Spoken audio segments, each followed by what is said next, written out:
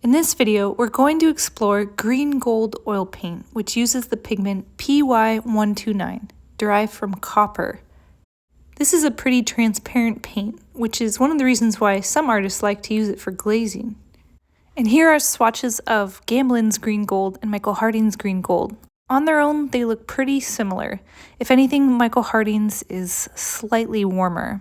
One thing to note is that not every paint that calls itself green gold actually uses the pigment PY129. For example, Golden's acrylic green gold paint uses different pigments, but calls itself green gold. This is why you have to turn over labels. Now we're going to tint Michael Harding's green gold and Gamblin's green gold with lead white and titanium white to see if there's any difference in each brand's tinting strength, as well as to see if there's any variation in color when blended. What I'm noticing as I paint is that Michael Harding's green gold is ever so slightly richer and easier to blend. It's a pretty subtle difference. Otherwise, they're basically the same in both tinting strength and color. It might be worth noting that Gamblin's green gold is half the price of Michael Harding's, so if you can't see the difference, go with Gamblin. But you see here, as we get down to the bottom, how adding white brightens the green gold into a chartreuse color. And really quickly, I want to show you how Golden's green gold blends. I know it's acrylic, so it's not a perfect comparison, but I think you'll get the point. Already, just putting down the mass tone, you can see that it's a different color than PY129. As we blend, we can see it's higher chroma and bluer than PY129 as well. The color looks different because the chemical compositions of the pigments are different. The main pigment in Golden's green gold is PY150, for example, which is nickel azo yellow. PY150 is a metal complex pigment just like PY129, which is technically called copper azomethane. Nickel azo yellow is warmer and yellower than green gold, but both are unique in that they become brighter when diluted or tinted.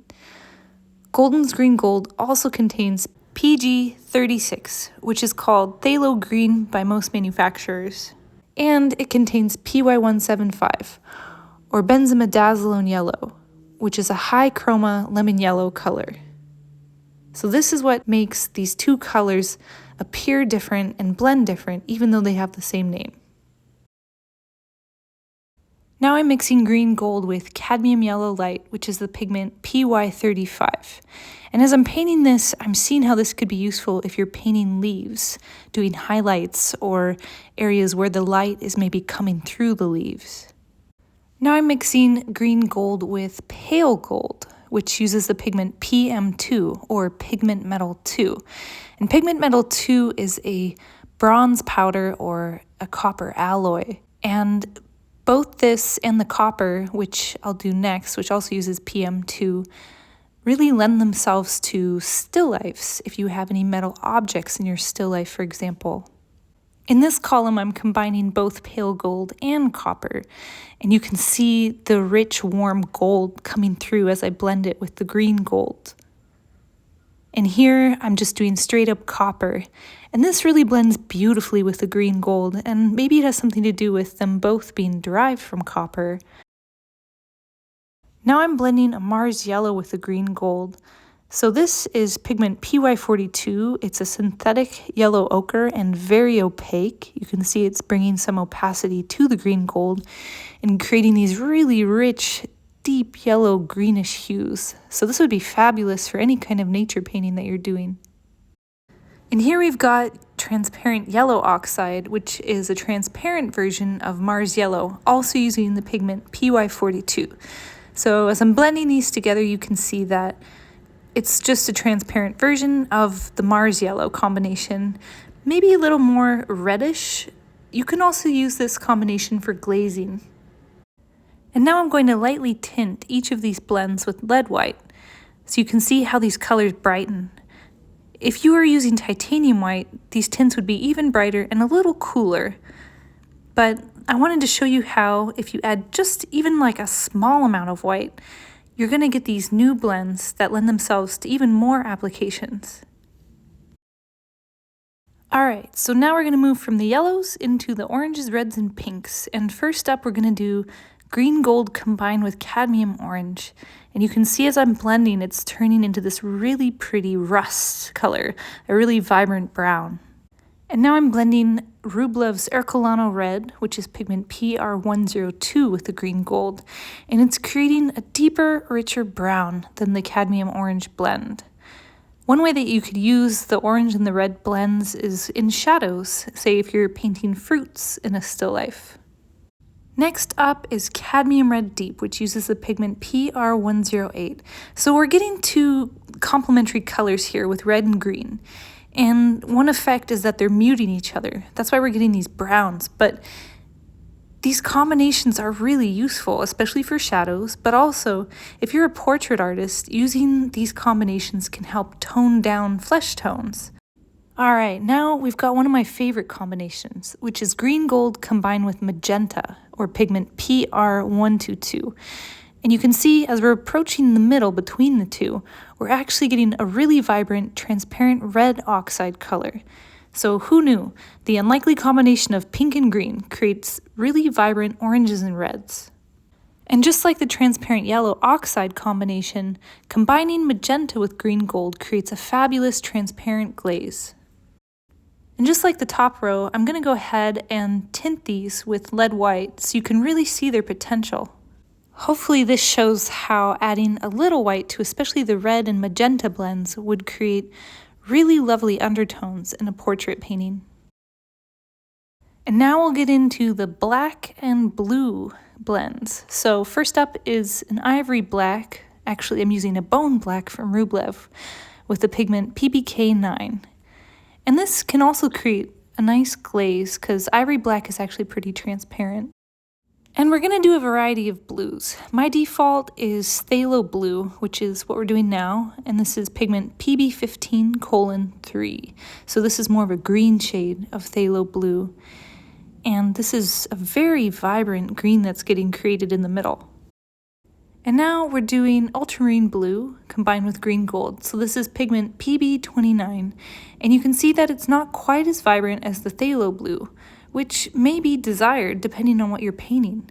And notice how the ultramarine blue and the phthalo blue are both fairly transparent. So like the bone black, they would create nice glazes. In this column, we're going to blend green gold with cerulean blue, which is pigment PB35. Cerulean blue is often referred to as sky blue, as many artists like to use it when painting clear blue skies. When blending it with the green gold, I'm reminded of tropical waters. And now we're going to test out cobalt teal, or pigment PG50 with the green gold. And cobalt teal is opaque and it brings some opacity to the green gold, but it also creates an even higher chroma color than either one of these on their own, which is really cool. It's making this electric emerald color in the middle. Alright, so there's one last combination that I want to do, and that's magenta plus phthalo blue, which creates essentially a dioxazine purple, combined with the green gold.